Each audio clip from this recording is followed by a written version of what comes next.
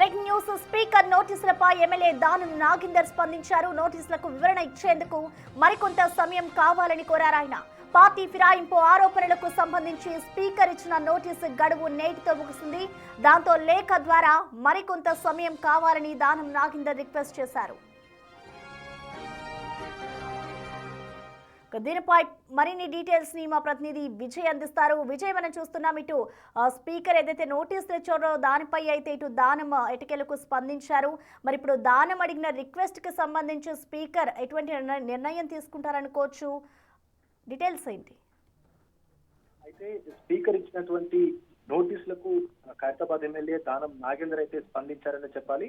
అయితే గతంలో పార్టీ మారినటువంటి పార్టీ ఫిరాయించినటువంటి ఎమ్మెల్యేలు ఎవరైతే ఉన్నారో వాళ్ళకి సంబంధించినటువంటి అనర్హత పైన పిటిషన్ దాఖలు చేసినటువంటి విషయం తెలిసిందే మనకు.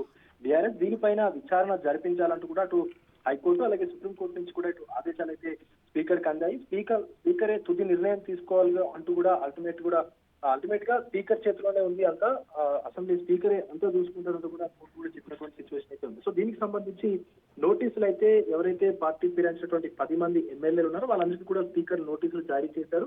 సో దానికి సంబంధించి వివరణ ఇవ్వాలంటూ కూడా కొంత గడువు అయితే ఇచ్చారు. సో నేటితో ఆ గడువు ముగియడంతో, దానం నాగేందర్కి ఇచ్చినటువంటి గడువు ముగియడంతో ఇప్పుడు దానం నాగేందర్ అయితే స్పీకర్ కు మరింత సమయం కావాలి అంటూ కూడా తాను వివరణ ఇచ్చుకునేందుకు మరింత సమయం కావాలని చెప్పి కూడా ఇటు స్పీకర్ గడ్డం ప్రసాద్ ను కోరి ఈ రోజు ఒక లెటర్ అయితే ఇచ్చారు ఆయన మినిస్టర్ క్వార్టర్స్ లోని నివాసంలో అయితే.